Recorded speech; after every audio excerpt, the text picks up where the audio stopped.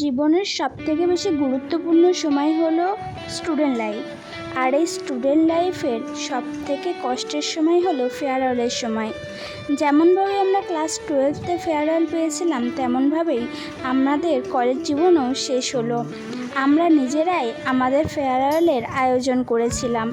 আমরা সবার কাছ থেকে চাঁদা তুলে, কেক কেটে, ফটো তুলে, হুল্লোড় করে সেদিনকে আমরা সবাই অনেক মজা করেছিলাম।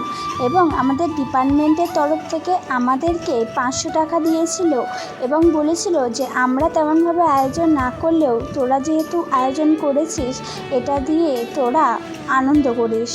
তাই আমরা সেদিনকেই ফেয়ারওয়েলের শেষে দোকানে গিয়ে ঠিক করেছিলাম কে কী খাবো এবং যে যার পছন্দ মতন জিনিস কিনে বাড়ি চলে গিয়েছিলাম। এভাবেই কলেজের শেষ দিন আমাদের কেটেছিল।